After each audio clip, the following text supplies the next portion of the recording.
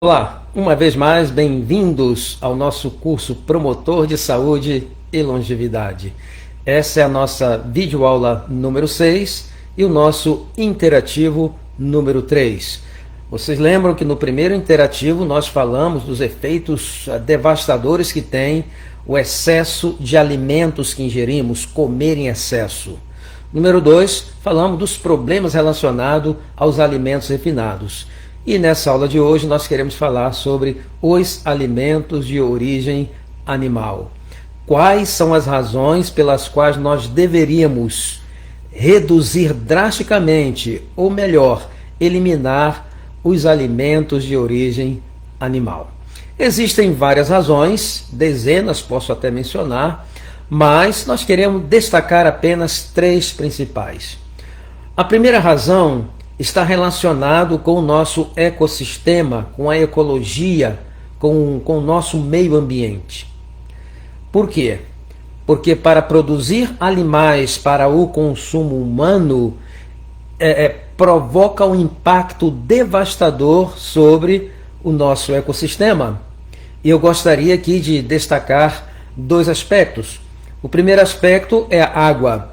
Vivemos uma época em que a água potável está cada vez mais escassa.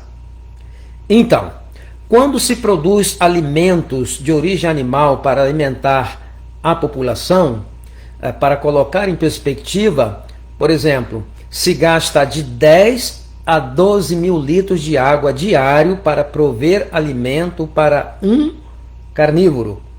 E se gasta apenas de 1.000 a 1.200 litros de água diário para prover alimentos para um vegetariano. Estamos falando em termos diários, ok? O outro problema com relação à água é que os sistemas de criação ao redor do mundo, muitos, ou eu diria até a grande maioria, não contam com sistemas para manejo dos dejetos desses animais. E os dejetos desses animais, que são bilhões e bilhões de toneladas ao ano, eles conseguem passar e está contaminando os lençóis freáticos da pouca água potável que ainda temos. Portanto, aqui já vemos um efeito devastador sobre a pouca água potável que está ao nosso alcance hoje. O segundo aspecto seria o aspecto com relação ao espaço da Terra, né? Se nós queremos produzir animais para o consumo humano, então existem aqui duas implicações. A primeira implicação é que nós teremos que plantar cereais, ou seja, alimentos vegetais, para alimentar os animais e depois então ingerirmos a carne desses animais para obter a nossa então energia. O problema aqui é o seguinte, que para cada 10 quilos de proteína vegetal que nós damos ao animal no processo de cria, no momento do abate, ele vai nos retornar apenas 1 quilo. Ou seja, nós investimos 10 quilos de proteína vegetal para receber apenas 1 quilo de proteína animal. E eu vou dizer com certeza que isso não é sustentável. Essa é a razão pela qual hoje, o nosso planeta, com 7 bilhões e poucos de habitantes, a metade da população mundial está desnutrida ou subnutrida. Isso com referência, isso é culpa dessa política alimentar mundial e alguma coisa tem que ser feita com relação a isso.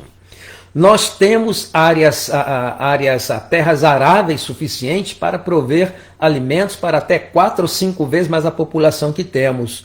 Mas o que ocorre é que, primeiro, damos espaço para aqueles animais que serão criados através de pastos. Então tem que conseguir enormes, né, quantidade de terra, e isso implica também muitas das vezes deflorestamento, como é o caso de vários países, inclusive o Brasil. E também necessitamos de espaço para poder plantar os produtos agrícolas. O problema é que a maior parte dos produtos agrícolas, dos cereais principalmente, que estão sendo plantados para alimentar os animais. E o que ocorre? O que ocorre é que nós, seres humanos, estamos criando animais para competir com o nosso próprio alimento. Então, se você quer proteger o ambiente, se você tem uma preocupação com o ambiente, com o sistema ecológico, né, com o nosso mundo, e quer ser um bom mordomo, cuidar, o primeiro passo que deveria tomar seria reduzir drasticamente ou eliminar o consumo de alimentos de origem animal. Essa é a primeira razão. Vamos falar a segunda razão. A segunda razão está mais relacionado mais diretamente conosco, está relacionado com a nossa saúde. E aqui quero destacar alguns pontos, né? O primeiro ponto, por que a saúde? Bom, os alimentos de origem animal, eles contêm uma substância chamada colesterol, e essa substância está relacionada com a maior causa de morte no mundo, que são as enfermidades cardiovasculares. Segundo aspecto que eu gostaria de destacar é que no processo de cria desses animais se aplicam muitos antibióticos, se adicionam muitos antibióticos para eles, porque por alguma razão os antibióticos têm um efeito anabolizante, faz com que esses animais cresçam um pouco mais rápido. Não se sabe por quê. Essa é a razão pela qual 70% de todos os antibióticos produzidos no mundo não é para o consumo humano, não é para o mercado humano, é para o mercado da pecuária, mercado dos animais. Ok? Então, agora, esses antibióticos que são administrados indiscriminadamente, não, a bilhões e bilhões de animais todo ano, ele está provocando o aparecimento de algumas bactérias que são resistentes aos antibióticos que nós temos à disposição, ao nosso arsenal. E o que está ocorrendo? Está aparecendo cepas de bactérias super resistentes e, por exemplo, há 10, 15 anos atrás, poderia tratar-se uma infecção com Escherichia coli de uma maneira muito simples. Hoje elas estão adquirindo as cepas resistentes e o que está ocorrendo, e é uma preocupação para a autoridade de saúde de todo mundo, é que nós não contamos, porque nos últimos 15 ou 20 anos nunca foi feita nenhuma inovação em termos de antibióticos. Então nós estamos perdendo essa corrida com relação a essas bactérias resistentes e quando a pessoa é infectada com uma bactéria resistente, por exemplo, uma Escherichia coli, ela vai a óbito, porque não temos mais um arsenal, uma ferramenta, uma arma para lidar com essas bactérias. Isso é uma coisa que está preocupando muito as autoridades sanitárias no mundo todo. Portanto, esse é o segundo problema, a produção e o aparecimento de bactérias resistentes para as quais nós não temos, digamos assim, um medicamento efetivo. Ok, agora temos então um outro problema, porque quando comemos alimentos de origem animal, tudo que está no tecido animal, que é solúvel em gordura, fica retido no nosso corpo. Então nós vamos ter lá metabolitos de quê? Metabolitos de fatores de crescimento, metabolitos de antibióticos, e também metabolitos de pesticidas, por incrível que pareça. Por quê? Porque muitos desses animais são alimentados também com cereais que são tratados com pesticidas. Então algumas pessoas falam assim, mas os vegetais estão cheios de pesticidas. Os alimentos de origem animal também, uma grande maioria está com pesticida em função dessa alimentação que é obtida através do plantio de cereais e que é tratado também com os pesticidas. Então, aqui nós temos 3 implicações muito sérias para a nossa saúde.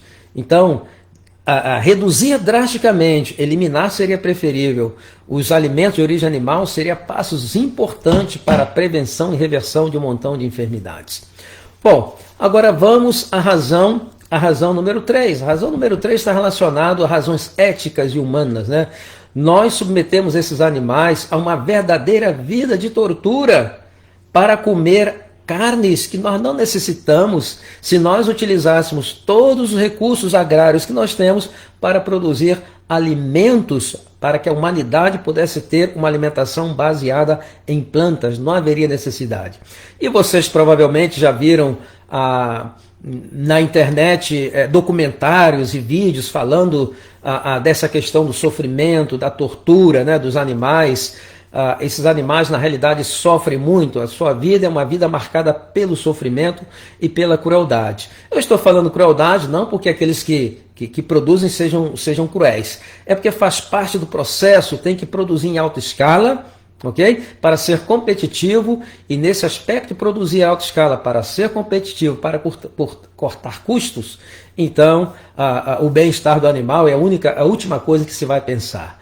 Então, se nós reduzirmos drasticamente ou eliminarmos alimentos de origem animal, nós vamos estar contribuindo para que esses animais possam ter uma vida mais digna, uma vida mais feliz. Bom, agora, falando em reduzir drasticamente ou eliminar os alimentos de origem animal, existem algumas preocupações e nós vamos lidar com cada uma dessas preocupações. A primeira preocupação está relacionada a proteínas. Isso devido ao fato de ter sido pregado ao longo das décadas que as proteínas animais são de melhor qualidade, são proteínas completas, e que as proteínas vegetais não têm como fornecer os aminoácidos que nós necessitamos para que possamos então ter uma vida saudável, sermos saudáveis. Bom, isso é um mito, isso na realidade não existe, já foi desprovado muitas vezes. Eu posso dar aqui 2 exemplos práticos. Primeiro, existem atletas que praticam esporte de impacto, que necessita muito esforço, ok? Muita resistência, e que são veganos. Tem uns atletas aqui nos Estados Unidos da NBA, né, que eles são veganos. E além disso, nós temos halterofilistas, aquele pessoal que levanta aqueles pesos enormes, que são veganos, ok? Então, não existe isso é apenas um mito que já foi desprovado, então você tem que se livrar desses questionamentos que não têm fundamento. Outro exemplo que eu posso dar é a Índia. Existe na Índia 50 milhões de veganos, mais ou menos. Esses veganos são tão radicais que eles não comem nem mel de abelhas porque diz que vem do animal. E o que acontece? A deficiência proteica entre eles é praticamente inexistente. Aquela deficiência proteica que existe é quando existe ausência de alimentos em si. Aí vem uma deficiência calórica e proteica. Ou uma deficiência proteica quando está relacionado a problemas secundários de saúde. Então, não tenha essa preocupação com relação às proteínas. As proteínas de origem vegetal são proteínas que podem fornecer tudo de uma qualidade excelente, ainda com um ponto muito importante que não tem as proteínas de origem animal. Sabe qual é? Que as proteínas de origem vegetal, elas não vêm com aquela substância que contribui para tantas e tantas mortes ao redor do mundo, que é o famoso colesterol. Estão livres disso. Bom, agora uma outra preocupação está relacionado com a vitamina B12. Por quê? Porque se diz que a vitamina B12, ela vem unicamente, ela procede do tecido animal. Não, na realidade isso também é um mito. Não existe nenhum animal que sintetize a vitamina B12. A vitamina B12, ela é sintetizada por bactérias, entre elas uma chamada Klebsiella. Essas bactérias, quando colonizam o intestino de um animal, elas pegam o cobalto da dieta, então ali sintetiza a cobalamina, que é essa vitamina importantíssima para a nossa saúde, principalmente para a saúde do nosso sangue, né, das células vermelhas, e também do nosso sistema nervoso central e periférico. É fundamental. Ok? Agora, o que ocorre é que a maioria das pessoas hoje, aliás, um estudo feito pela Tufts University, em Boston, Massachusetts, revelou algo impressionante. Revelou que 40% da população está com níveis de B12 abaixo dos desejáveis. E por que isso ocorre? Bom, será que eles não comem carne? A maioria come carne, come de tudo, mas por que estão abaixo dos desejáveis? E aqui que vem as implicações, que eu quero explicar isso bem direitinho para vocês. Bom, essas bactérias que sintetizam a vitamina B12, elas normalmente deveriam também colonizar nosso trato digestório, aliás, começando aqui pela garganta e todo o trato digestório que faria parte, ou faz parte da nossa flora normal. Entretanto, um estilo de vida da população geral, por exemplo, que bebe álcool, que bebe cerveja, que fuma, né, que tem uma alimentação muito rica em calorias, né, a questão também do excesso dos refrigerantes, tudo isso vai fazendo com que essa flora normal ela vá se desfazendo e muitas bactérias vão desaparecendo. Então, nos seres humanos, o que ocorre é que existe essa desbiose, principalmente relacionado com essas bactérias que sintetizaria a vitamina B12. Por exemplo, se você for viver lá no campo, longe da cidade, tiver mais contato com a natureza, não viver nesse mundo completamente isolado, onde tudo é praticamente esterilizado, né, para exagerar um pouquinho, então o que ocorre é que, além dos hábitos alimentares equivocados, né, que acaba destruindo essa flora intestinal, nós estamos nesse ambiente, não temos contato nenhum com a natureza. Por quê? Porque nós estamos longe do nosso habitat natural.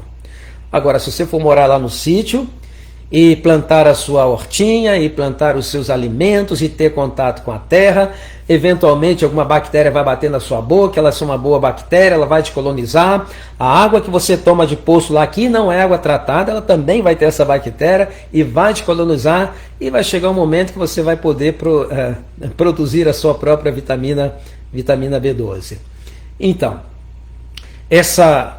esse estudo feito pela Tufts University, ele é alarmante. Por quê? Porque indicou uma coisa muito interessante, que essa deficiência ou essa quantidade de vitamina B12 abaixo de níveis desejáveis, eles fizeram também um estudo e chegaram à seguinte conclusão, que às vezes a pessoa está com 100 pontos acima daquilo que é determinado como normal, mesmo assim ela está subclínica, está em estado subclínico, melhor dizendo, porque ela está desenvolvendo sintomas mesmo acima. Então, por isso que eu sempre falo com as pessoas que eu tenho contato, que quando for fazer reposição de vitamina B12, o alvo está acima de 500, ok? Porque o que é considerado normal, às vezes é o que é considerado comum, e nem sempre é o certo. Agora, a vantagem da vitamina B12 é que normalmente um ser humano saudável, ele vai ter uma reserva para aproximadamente 3 anos e meio lá no fígado.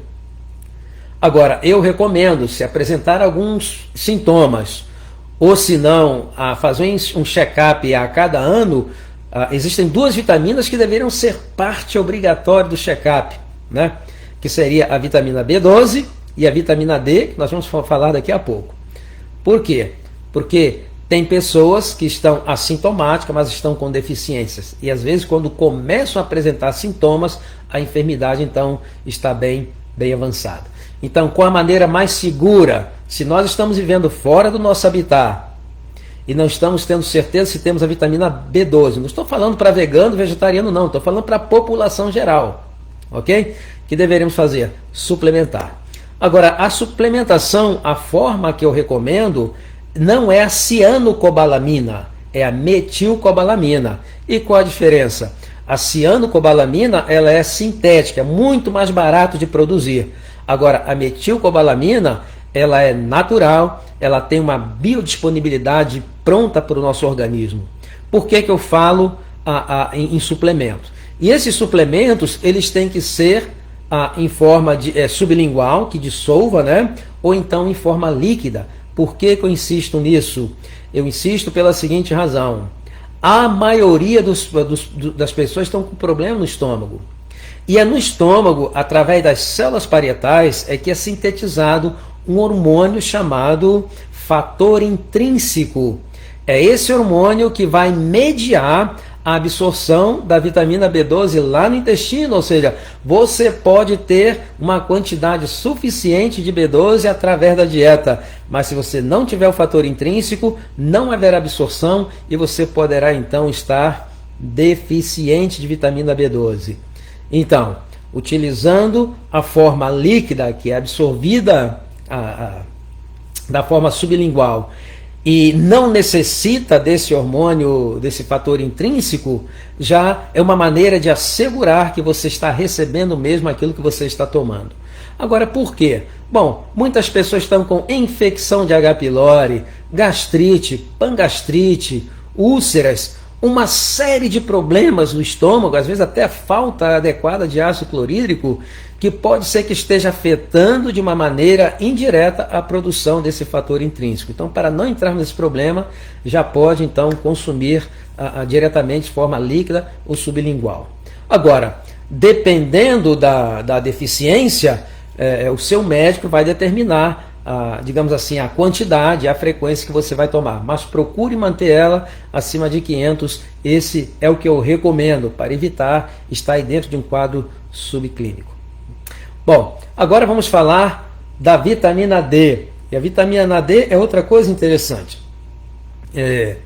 Normalmente quando se fala em vitamina D, alguém fala assim, bom, você pode comer um fígado de frango, um fígado de vaca, coisa e tal, que lá tem vitamina D que está armazenado, não sei o que, ou algum tecido. Bom, é verdade, lá está armazenado, mas o que é o convite? Ali está armazenado, mas ele tem bactérias, tem vírus, pode ter fungos, está cheio de elementos que nós chamamos de dejetos de toxinas, né? Porque essa é a finalidade do fígado, digerir toxinas, né? Então não é uma boa fonte.